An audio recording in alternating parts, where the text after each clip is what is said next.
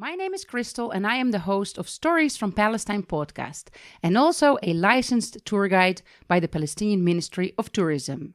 Together with my colleague Salim, we are organizing 3 10-day programs this year to discover Palestine.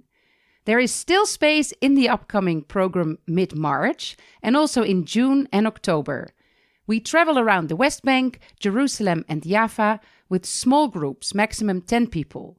We provide historical background, we introduce you to the Palestinian heritage, and we make sure that you get to meet a lot of locals. We stay in family-run hotels, and we also spend 2 nights with Palestinian families. We do some short hikes, easy hikes, and during the October program, you can also join a day of olive harvesting. If you are interested, then check out our website for more information. I will ask Roberto if he can add a link to the show notes of the podcast, but you can also write it down. It is storiesfrompalestine.info. Welcome to Jerusalem Unplugged, the only podcast dedicated to Jerusalem, its history, and its people. Your host, Roberto Mazza, will bring you guests discussing their relationship with the Holy City. A journey through history, society, feelings, and hopes for the future. Follow the podcast on all social media platforms at Jerusalem Unplugged.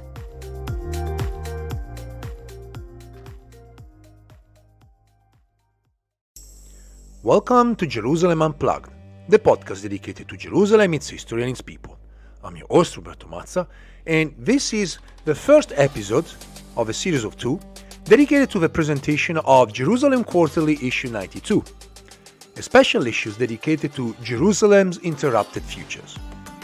The issue was edited by Falestin Naili, who also contributed with an article, and the guests today presenting their work are Ford, Semih Gokatalay, Michel Campos, Yair Wallach, who worked together with Lemire and Cirujano, and Chiara Rioli, who co-wrote an article with Lemire. We will also talk about the articles published by Pappé and Dukhgan, who worked together with the guest editor Falestin Naili. This issue of the Jerusalem Quarterly brings into sharper focus and elaborates on a familiar theme in writings on Palestine and on the condition of Palestinians in Jerusalem and elsewhere, a theme of lost opportunities, miscalculations, lack of vision, and unrealized plans. Plans that, however, existed. We are not here to talk about what if, or try to talk about plans that were just envisioned in the mind of some individuals. Inevitably, the responsibility for such failures and unfulfilled projects has been placed on the various powers that have colonized or ruled Palestine, as well as on Palestinian ruling circles and interests. In much of this kind of writing, the agency of ordinary Palestinians, whether individually or collectively, has not been given much prominence. So, the guest editor Falestin Naili frames the issue differently, starting out with the observation: focusing on unimplemented projects entails the application of a type of historical analysis and historiographical method which has thus far not been largely employed in the study of Palestine. And she goes on to single out the concept of the horizon of the expectation, designated as, quote, that which is not yet but is expected. What this means to Naili is seizing elements of history, plans, projects, programs, and saving them from oblivion, so that new generations might base their understanding of their history on a more complete panorama of the past than that created by the victors. So we leave it to the readers of JQ and to the listeners of the podcast to imagine what this means as they contemplate the turbulent history of Jerusalem in the 20th century. What elements in the unfulfilled plans and projects examined in these 2 episodes, if rescued from oblivion, would be potential sources for writing a more inclusive history. How can the agency of ordinary Palestinians, whether individually or collectively, figure here, especially since much of the material historians use was produced by the victors? Another challenge facing Another challenge facing historians is overcoming the inevitable elite bias in archives. How can we identify potentialities that were unrecorded or unrecognized? Is the history of Jerusalem only available through the writings or records left behind by Palestinians with a voice, either as religious leaders, educational elites, intellectuals, planners, or entrepreneurs? How do we begin to effect a shift in the balance between the victors and the vanquished? Keeping these challenges in mind is necessary as we revisit Jerusalem's past futures. The ways in which the city was at various points imagined as a future hub of Palestinian economic growth, educational opportunity, representative government, and human connection. It can be tempting to feel nostalgic about the paths not taken, to yearn for a time when other futures seem likely. So we must keep in mind that all the plans examined today in this podcast and in Jerusalem Quarterly 92 were also embedded in structures of inequality. None was the panacea that would have cured or staved off Palestinians' past or present ills. Yet, returning to the ways in which Jerusalem's future was variously imagined at different times in the past can also help correct against an analysis of the past events that is overdetermined by the present. Not only were different futures believed to be possible, but the outcomes of decisions whether to continue or abandon certain plans or projects were never fully known in advance. This was indeed a long introduction, but a needed one. And now I would like to start engaging in a conversation with first the guest editors and then with the contributors of Jerusalem Quarterly 92. So I want to ask Falestin, first of all, about the idea of producing a special issue of Jerusalem Quarterly dedicated to Jerusalem's interrupted futures, or in other words, the paths not taken. And I wonder if you can tell us a little bit more about the rationale. How did you start working on this idea? How did you develop the idea, and how you start thinking about what might have been the projects that could have been discussed in a special issue of the Jerusalem Quarterly? Perhaps you can tell us a little bit more about your personal path to the idea of a Jerusalem interrupted future, is also explaining to us what Jerusalem's interrupted future means.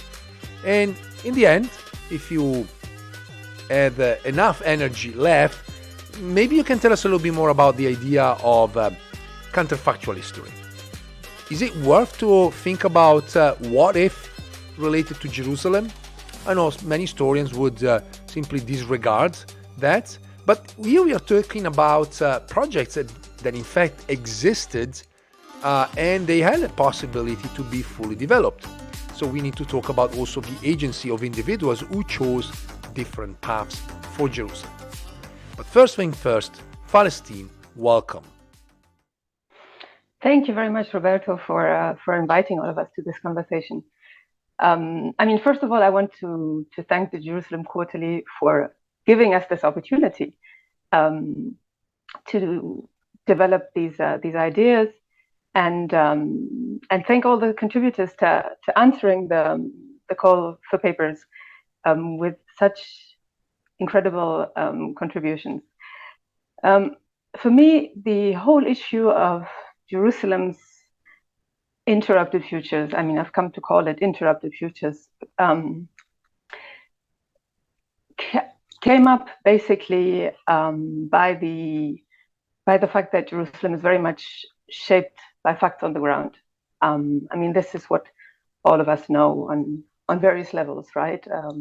As lived experience or as historians or social scientists dealing with the city, we know that this is a city that is fundamentally shaped by facts on the ground, by facts of domination and dispossession and various levels of structured violence against the city's Palestinian inhabitants. And so I think this is a realization that is in stark contrast with what we can read in the city's history when we're attentive to what appears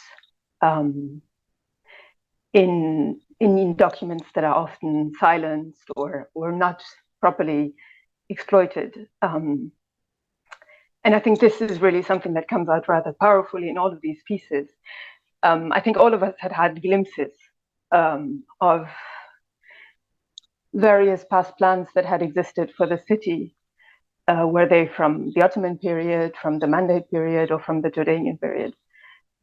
Myself, having worked on the Ottoman municipal archives for a long time, I had come across plans for parks and also plans for the tramway, which I'm so happy that Campos took up.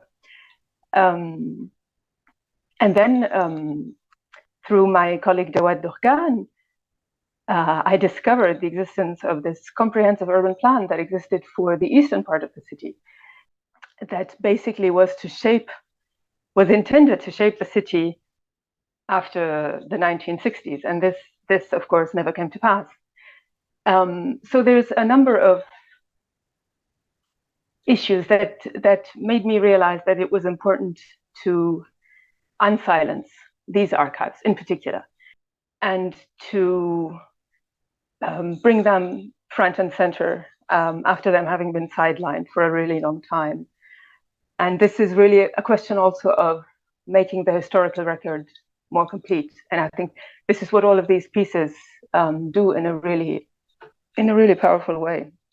I was just wondering, perhaps, given that obviously you know all of the articles very well, being the editor, if you made up some sort of ideas about what if even any one of these unfulfilled projects, and one of them, the light rail, eventually, was built, but in a very different context, actually came to be completed, or what if a parliament had been open? What if not just an Hebrew university had been open? I mean, do you think unfulfilled projects determined the unfolding of history the way eventually it went, I guess? Well, I think all of these articles speak to potentials that existed, and speak to agency that existed maybe in places where it is often not really showed in a proper way. And I think this is the major contribution that all of these articles make. I mean, we realized that there was a real big effort, for example, to create the parallel of the Hebrew University in Jerusalem. There was a real effort to create an Arab university to answer all of the needs that existed, and to answer all of the ambitions that existed also at that time. And so I think this is one of the important elements that comes out in all of these contributions, is that there were well thought out plans for other outcomes. There was also an immense amount of potential.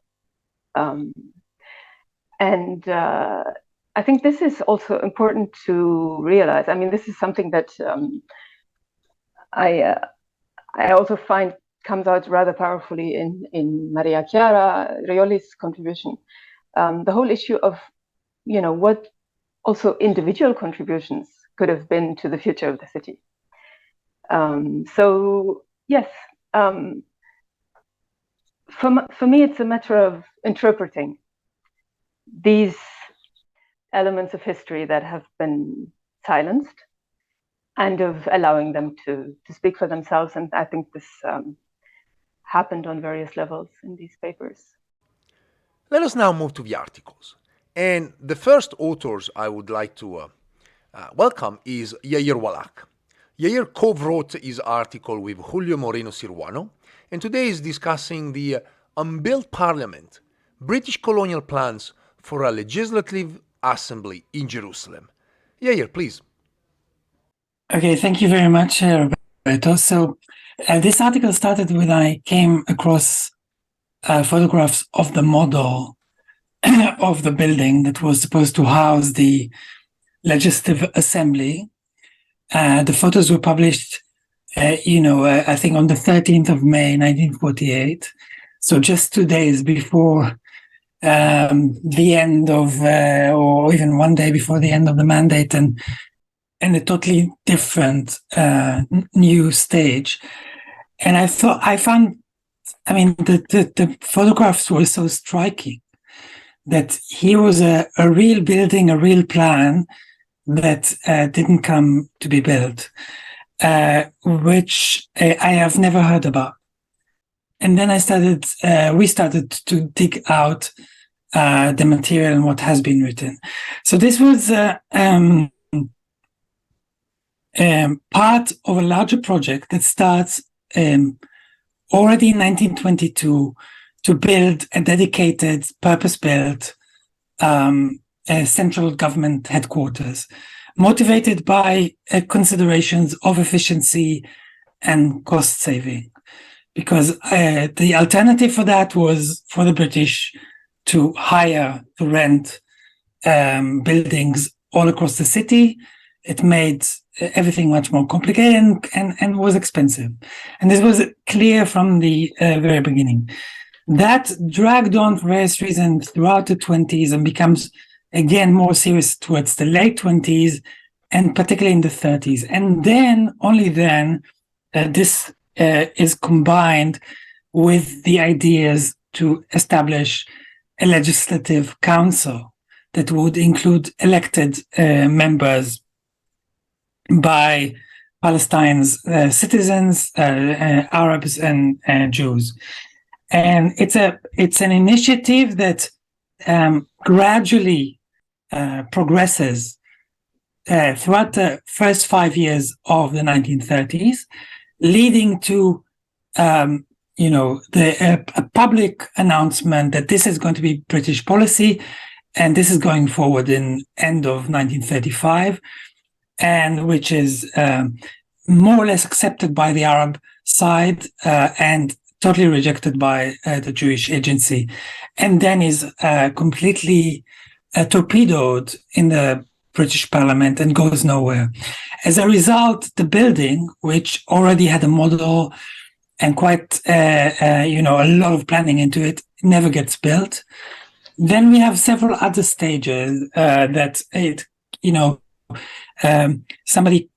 one British officials compared it to a jack-in-the-box. So it goes in, it goes out. So in 1939, again, there's a very serious effort, and even tenders are issued, and they're about to go and start, building, and then the war starts.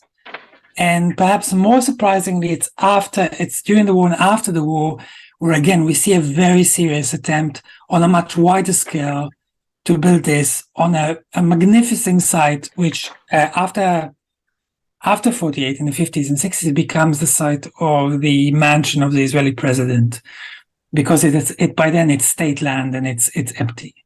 So that's the topic was specifically the Legislative Council Hall as part of the central government building, and the kind of considerations that went into this, and the kind of planning, and what does it say.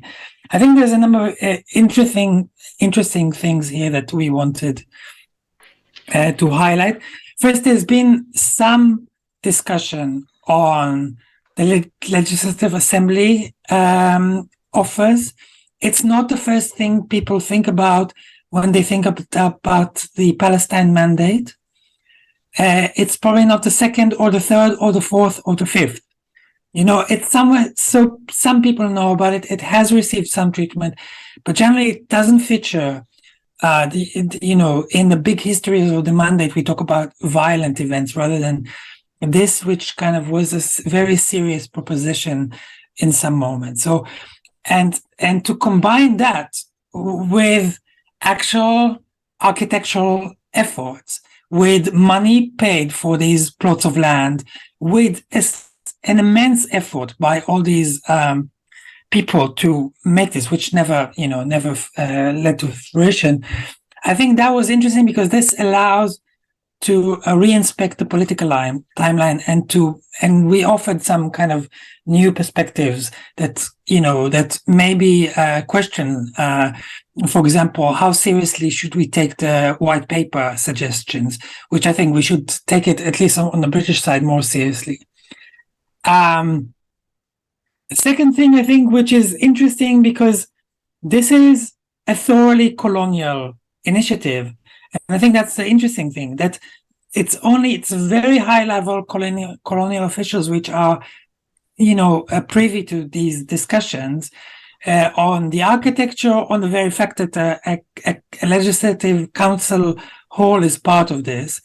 So it's entirely a British colonial intervention. So we're not very careful not to celebrate it as some kind of a lost potential for democracy on something else, because this was a very top-down initiative that that was I think a diktat from above. And you can see, I think the British were kind of there's some kind of contradiction there, because they knew the building like this has to serve the local population, but they didn't want to include the local population as part of it. So how do we treat this, which is in a way kind of something that didn't happen and could have been significant, but at the same time, this was a completely colonial intervention, even if we think about it, in retrospect, as some kind of a lost opportunity in some ways.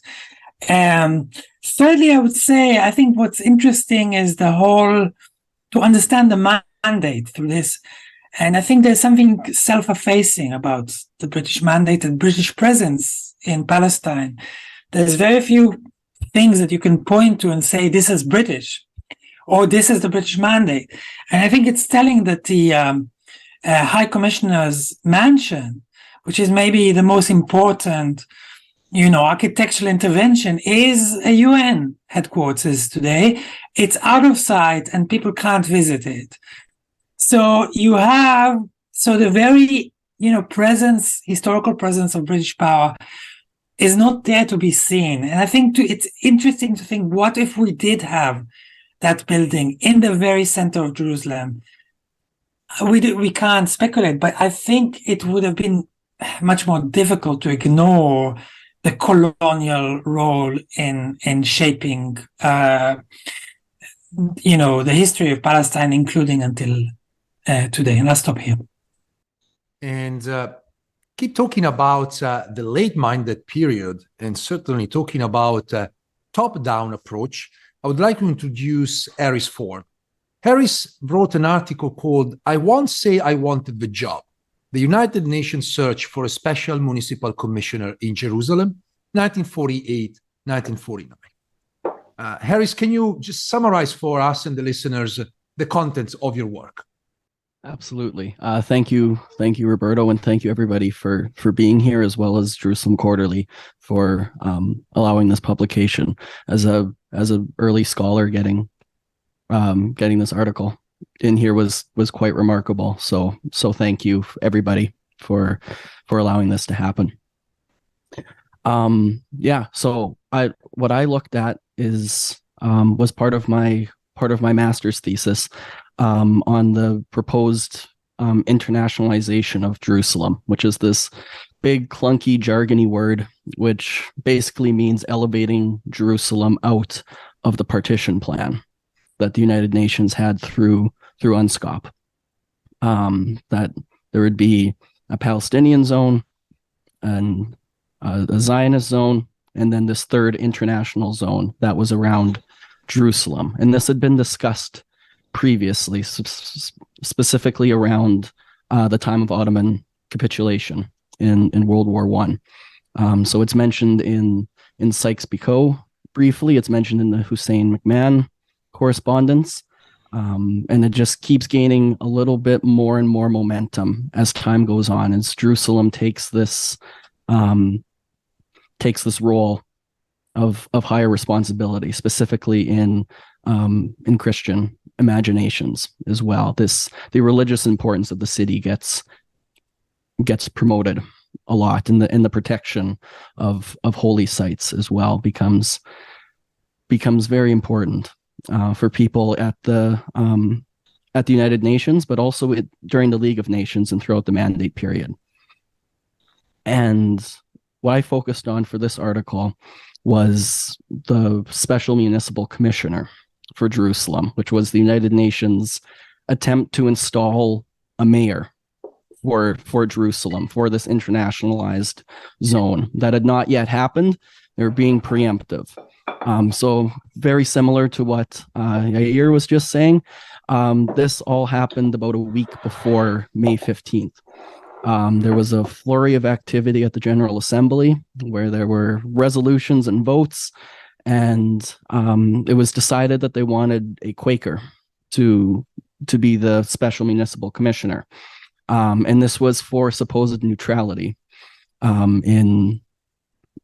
with the ongoing unrest and the suspected unrest. So the United Nations also figured out here pretty quickly that their partition plan was going to cause unrest, so they wanted somebody neutral in there, and they chose an individual named Harold Evans to be that person.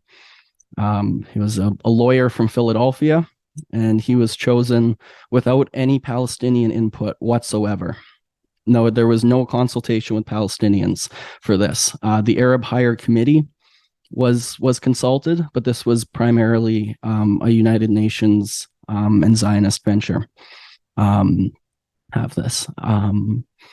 And Harold Evans did not really want this job. He was not the first choice, but he reluctantly took this on, took this responsibility on. And he ended up being in Jerusalem for a total of 3 hours. That is how long he was there for. He went to Cairo and spent a little bit of time in Cairo waiting for a ceasefire, because due to his Quaker morals of passiveness, would not enter Jerusalem during any conflict whatsoever. So he was waiting for a ceasefire, and he only went for 3 hours on a trip to other cities around the Mashriq. And after visiting Jerusalem, he saw that he was not going to be of use. There was not going to be a ceasefire, and so he stepped down. And the United Nations was made to scramble and figure out what all was going to happen.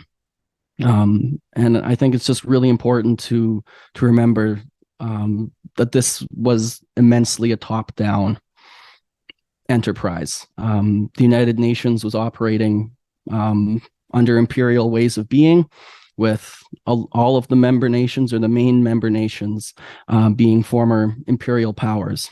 And this was an early opportunity for the United Nations to make a stance on the international stage of intervening in an international conflict.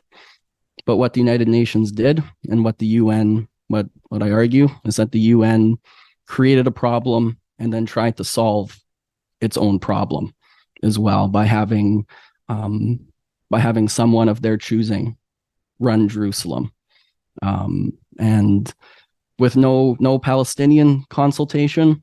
And it was pretty clear that Arabs broadly, there was a mass homogenization of Arabs throughout this whole process by the United Nations, including with the Special Municipal Commissioner.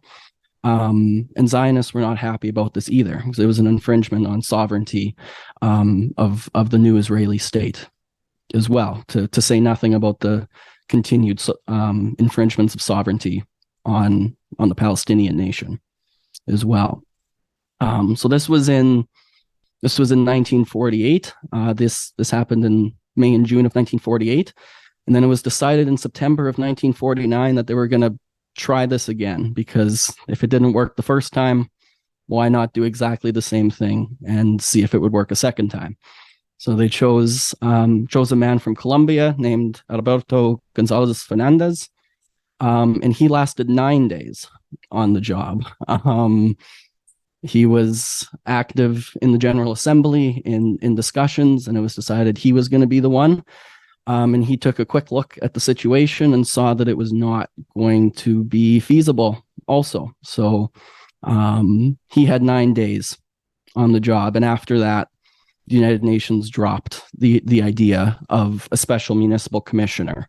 The discussions of the internationalization of Jerusalem lasted into the early 1950s. There were still mentions pretty serious mentions in 1954, particularly by Arab governments outside of Palestine. But the special municipal commissioner in this role was mostly May and June of 1948, and then for 9 days in September of 1949 as well. So the big thing for this is that in terms of interrupted futures of Jerusalem, is this was not going to solve anything. This was not going to make Jerusalem a city of peace moving forward. This was an interrupted future that the United Nations saw for itself. And it was solely a UN venture. There was very few on the ground of people in Palestine who saw this as a feasible way forward at all. So this was not a future that was coveted by Palestinians, by people in Palestine. This was solely something coveted across the ocean in New York State at the newly formed United Nations, as a way to really stamp the authority of a post-League of Nations world.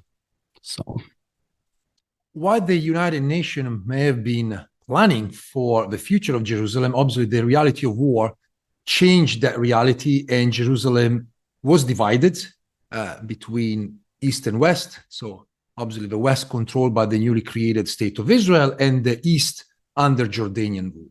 And that's here that I want to bring the next guest, Maria Chiara Rioli, who co-wrote the article with Vincent Lemire, Archives and Potentiality in Jordanian Jerusalem, 1948-1967. Chiara, can you tell us a little bit about what the article is about, and also what you mean by archives and potentiality? Yes, thank you, Roberto. Thank you, Falestin, for editing this so important issue of Jerusalem Quarterly, and thank you to Jerusalem Quarterly for this opportunity. Our chapter focuses on different kind of questions, mainly related to archives, but not only on that.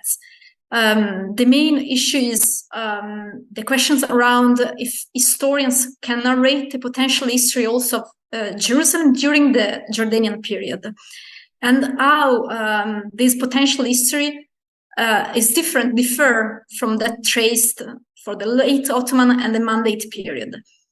And then we move to general questions related to archives as spaces of possibility. And then we dig also into a specific case, a quarter, the Al-Maghariba quarter, that we know all was raised during the night of 10-11 June 1967, and how to see the history of this specific neighborhood during the Jordanian period, not only as a period of pre-destruction, so not only to be analyzed under the somber light of 1967 events, the war and destruction, but also in its own history during that period. It's a time of refundation, restoration, of course, conflicts and tensions. So through these different kind of questions, we try to open up new sources and records that are coming up for historians through different kind of projects and efforts by institutions or individuals, as Falestin Naili was saying during her introduction, specifically related, for example, to the Jerusalem Municipality Archives and the art municipality in Jerusalem from 1948 to 1967. So this collection is now available also in the description of minutes. So these are all new tools for historians to analyze this period. Of course, there is a larger scholarship on Jerusalem during the Jordanian period. I just remind the work by Kimberly Katz and how she unpacked the ways through which the Jordanian monarchy and government tried to Jordanize Jerusalem from 1948 to 1967, while choosing to not make Jerusalem the capital of the kingdom, and also privileging Amman, but also highlighting of course, Palestinian opposition to Jordanian rule, and at the same time presenting Jerusalem as the holy city. So these multiple ways to consider Jerusalem. And there is much more, of course, than that, and other historians contributed to unpack the multiple ways of through which Jerusalem changes during this period. And archives are a way to discover these potentialities. So this is a way to dig more into the question of what if that you raised, Roberto, in your introduction, and also to consider the issue of future and imagination. So these futures interrupted that we all try to unpack and analyze through our contributions is also an issue, of course, of imagination. In our chapter, we also remind some new contribution to scholarship on that. For example, the work by Jill Ochberg and her way to explain that to fight also the archival fatigue we all experience as historians in Jerusalem, and to make archives actually matter for what they are, we need to develop an altogether different approach, relying also on imagination, future vision, playfulness, creativity. So this work of imagination is a matter related also to the work of the historian. And this is another way to consider the archives. And also in our chapter, we deal with the archives related to refugees, specifically the UNRWA archives, and how they can be considered as archives of potentialities for Jerusalem too, not only for Jerusalem history, of course. And this is also a way to link this issue to the following two issues of Jerusalem Quarterly, because you know that the next issues related to, published by Jerusalem Quarterly will be around UNRWA archives, co-edited by Francesca Biancani and me. And so this will be another way to continue the reflections raised in Falestin Naili, that issue. Thank you. Keeping on the question of Jerusalem under Jordanian rule, I want to bring in now not just the editor of the special issues, but also the author of an article that she co-authored with Javad Dukhgan, the 1963 General Plan for Jerusalem, the unrealized vision for the eastern part of the city. Palestine, you mentioned this plan earlier, which somehow triggered the birth, shall we say, of this issue. Can you tell us a little bit more about this plan and also why it was eventually unrealized? Was it just because of the war of 1967, or there are other factors that should be taken into account? Yeah, so this article is really, first of all, due to Jawad Dukhgan, who had the wonderful idea of bringing this plan to my attention when we were collaborating on a number of other projects in Amman.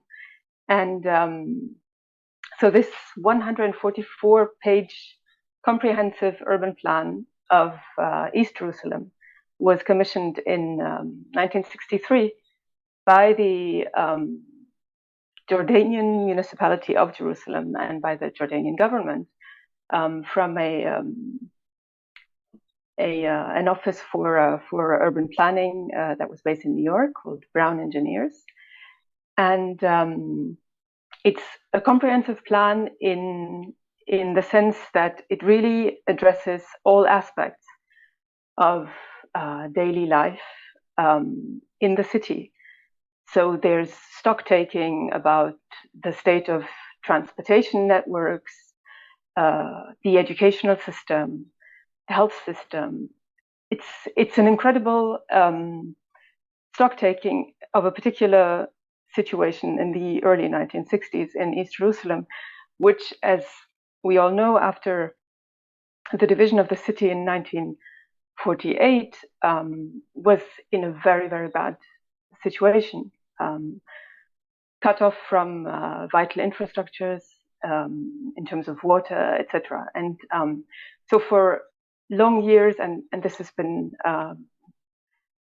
documented notably by Hanin Naame, who's worked on the Jordanian municipality of Jerusalem, or the municipality of Jerusalem during the Jordanian rule of the city. And so this 1963 plan signals that there's a change in perspectives, I think. It was a moment when the municipality wanted to take a more proactive approach and wanted to go beyond just solving immediate problems that were presenting themselves and trying to really develop a vision for the eastern part of the city. And of course, that vision had to be articulated also with the place of the city within the Jordanian state. And so clearly there's also the issue of what status the city is supposed to have compared to Amman, the Jordanian capital, and what role should be attributed to the city. And Maria Chiara has rightfully pointed to Kimberly Katz's work. McDumper also has worked on this. What we try to do in the article is point to the concrete ways in which this plan tried to address certain concerns that existed in the city in terms of housing, for example. So there's a whole plan for new residential neighborhoods to evolve in East Jerusalem with a real sense of the lack of space and how to most efficiently use that space so that people can be housed in a dignified manner. And what's also interesting is to compare these plans from the Jordanian period to British Mandate era plans, because there's a certain similarity in the overall approach to the city. Nonetheless, we can see this vision of the city as a holy place, as a garden city. Also, I mean, this recalls other urban planners, namely from the British Mandate period, and their approach to the city, which sometimes gives real proeminence, of course, to the symbolic status of the city over the needs also of the city's residents. And I think it's a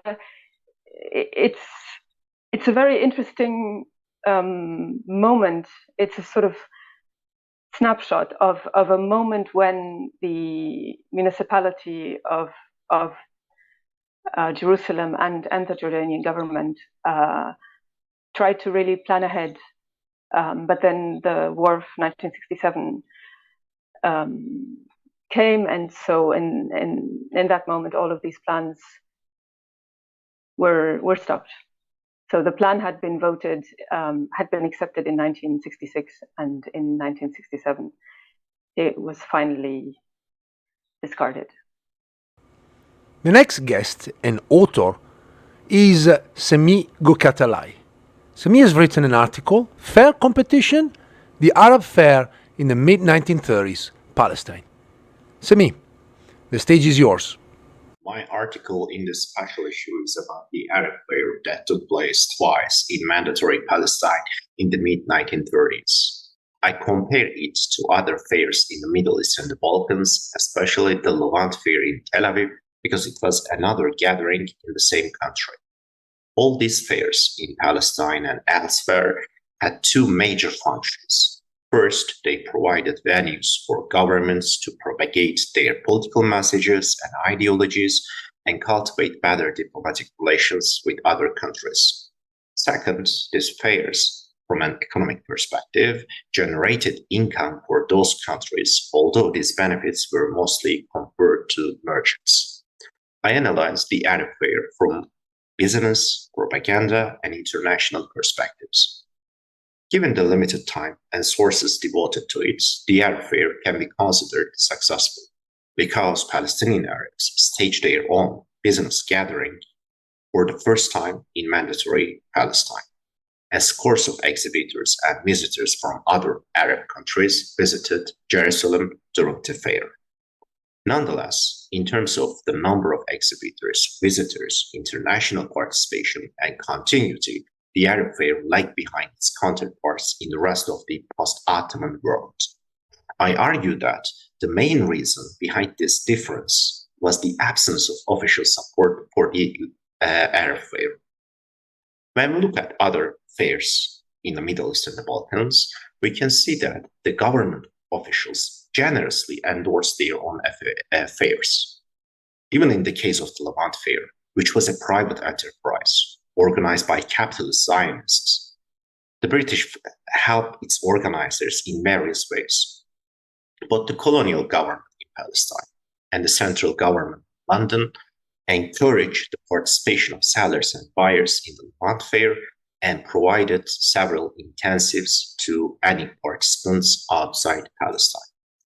The Arab Fair, however, did not enjoy such support from the British. Accordingly, the absence of governmental support prevented the Arab Fair from taking place after 1934. I think even this interruption should be evaluated from a comparative perspective. The Plovdiv Fair in Bulgaria, the Izmir Fair in Turkey, and the Cairo Fair in Egypt were likewise interrupted at some point. But the encouragement of political elites and their determination revived these fairs eventually. When we look at other examples, we can see that fairs were initially small-scale and local meetings, just like the Arab Fair. However, unlike the Arab Fair, the collaboration between governments and business people turned these fairs into international known and financially successful spectacles over time.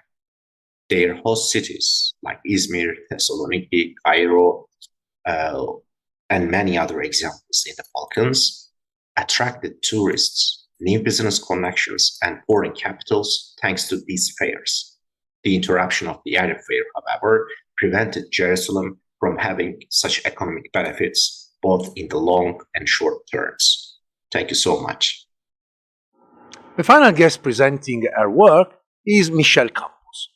Michelle has written an article, The Jerusalem Light Rail in Historical Perspective, Urban Transportation and Urban Citizenship Between Ottomanism and Apartheid. The Jerusalem Light Rail service eventually opened up in 2011 under completely different circumstances when originally it was fall under the Ottomans. So I'm curious to hear from Michelle how this project changed throughout time and also all the potential overlapping between the original and, of course, the realized project. Thank you so much. Thanks to Roberto for having us here, and thank you to Falestin for editing this wonderful special issue of Jerusalem Quarterly. This article tries to take a long-term view at the failure of urban citizenship in Jerusalem through the lens of the light rail. And as Roberto mentioned, the light rail was actually implemented, probably the only one of these projects that actually came into realization, although in a very different way. And, I remember back in 2011 when it first opened to great fanfare. And, of course, as an Ottomanist, I was angry that they ignored the Ottoman past of these light rail plans. I was offended on behalf of the Ottomans. And I think you've also written about the kind of, the erasure of the Ottoman past through the first train station. And so there's a way in which this moment of Ottoman modernity at the beginning of the 20th century is erased and replaced with this kind of new global story of Israeli modernity. So that was one part of it. But I had also written briefly about the railroad and the tramway plans in my first book, in which I was looking at the efforts of a number of urban boosters in Jerusalem of different religious groups, Muslim, Christian, and Jewish businessmen and local leaders and elected officials who had united around trying to secure a concession for this first plan of a tramway and of electrification of Jerusalem. And, since then, of course, we've had wonderful articles by Sotirios Dimitriadis and Yasemin Avcı that looked at the light rail within the context of the Ottoman archival documentation. But what I really wanted to do in this article was to think about the context of the light rail in the Ottoman city versus the Israeli city through this lens of the failure of urban citizenship, as I mentioned. So what I tried to do in the article is to look at a few ways in which the Ottoman city was very different and what facilitated the support for these plans of a railway, both in terms of the sentiments of urban identification, of being Jerusalemites, that was an urban identity that transcended religion to a certain extent. You certainly had members of the different religious groups who had a long tradition of serving on the municipality, as well as other local councils, the administrative council, the general council, as well as being as well as voting for members of the parliament in Istanbul. So this idea of citizenship in terms of voting rights and representation and decision making as being something that transcended religious community was something that was a part of the Jerusalemite tradition and part of this kind of Ottoman Pax Urbana, we can say, as Nora Lafi has called it. We also had, of course, this tradition or this constellation of merchants and urban boosters and local officials who had strong social network ties and who came together through this, Palestine Commercial Society, through the Freemasons, through the municipality, and through other institutions and informally to try to promote the development of their city, to modernize it, to try to bring it in their mind into the 20th century at that point. And what I tried to do also was to show the ways in which these early plans were trying to speak to and to service a city across its geographic and its demographic boundaries at the time. And there were a few different proposals in the Ottoman period. If I'm not misremembering, I think there were 3 different proposals from 1909 until 1914. And the geography of the proposed tram lines changes in some very interesting ways. But we do see, even from the first proposal, that the tramway lines were envisioned to service the needs of all of Jerusalem's residents and of all of Jerusalem's visitors, right? So there were residential areas and commercial areas that were being covered or that were proposed to be covered. There were religious sites that were important to Muslims, Christians, and Jews that were all on the tram line. There were educational institutions and other governmental institutions that would have been covered by the tram line. And so this was part of this shared Ottoman urban citizenship that I think is really important. And this notion of also, the tramway as serving the public good, and this notion of the public as encompassing and transcending these different religious communal boundaries at the time. That, of course, changes very dramatically from today. And so, today we have, of course, this tram line, and we have, I think, 10 different tram lines that the master plan has proposed in Jerusalem. In the future, only one of those tram lines is actually envisioned to service the Palestinian population of East Jerusalem. And that's, I think, one of the later tram lines that will probably never get built. And what we see instead is that the current tramway reflects so many of these longer term transformations in terms of both the urban segregation that began certainly in the Ottoman period, although even the later tram proposals would have serviced these more exclusively or homogeneously Jewish neighborhoods. They were not being excluded from the vision of the city at the time, the way that Palestinian neighborhoods are excluded from the vision of the city today, or from the geography that the municipality and that the Israeli government feel is their purview. So the settlement patterns, but also the access to different parts of the city and the absolute segregation of the city is one of those really significant changes that was important. Of course, the municipality is a very different municipality. Even the shared municipal model of the Ottoman period very quickly deteriorated in the British period, as I'm sure all of us know. And in the 1920s, the municipality itself becomes sectarianized. And there are even proposals to divide the municipality into a Hebrew, i.e. Jewish municipality, and an Arab one. And this was something that I found in terms of thinking about the interrupted futures or missed opportunities. I think most point, this little small section of thinking about the role of David Yalin, who was a council member in the Ottoman municipality and a kind of perennial failed candidate for higher Ottoman parliament, who himself by the early 20s supported the division of the city into a Hebrew municipality and an Arab municipality, even though he had been a representative of this Ottoman urban plan. So I think part of it is that this is not just, a division between the Ottoman period and the current Israeli period, but it's looking at the ways throughout post-Ottoman and even into, some of these transformations begin to take place in the Ottoman period itself, of changing the city, changing its geographic landscape, changing the demographics of the city, and changing the politics of urban belonging in very dramatic ways.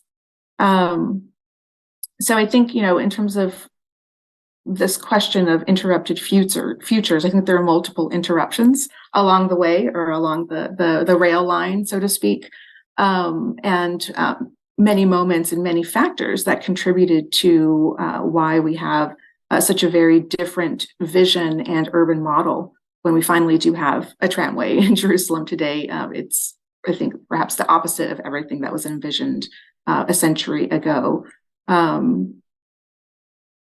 So I think, that's part of what I was trying to do, is to really interrogate the series of transformations that the city has seen. With Michelle, we now ended the first part of this episode, discussing the articles published in Jerusalem Quarterly 92, a special issue dedicated to Jerusalem's interrupted futures. I must note that Ilan Pappé, who contributed with an article, Why Only a Hebrew University? The Tale of the Arab University in Mandatory Jerusalem, was not available for the interview. However, it is possible to find hints about this discussion in the previous episodes of Jerusalem Unplugged, where we discussed briefly this question. The second episode of the podcast dedicated to Jerusalem Quarterly 92 will be dedicated to questions I prepared for the authors. So first of all, I want to thank all of them, starting with Falestin, Maria Chiara Rioli, Harris Ford, Semih Gokatalay, Michel Campos, Yair Wallach, and also the missing authors that couldn't make it for the recording, Ilan Pappé, Vincent Lemire, Javad Dukhgan, Julio Moreno Ciruano. Thank you, and stay tuned for the second episode dedicated to Jerusalem Quarterly 92, a special issue, Jerusalem's Interrupted Futures. Thanks for listening. If you enjoyed this episode and you'd like to support the podcast, please share it with others on social media or leave a rating and review. To catch all the latest, follow us on Instagram, Twitter, and Facebook @Jerusalem Unplugged. Thanks, and I'll see you next time.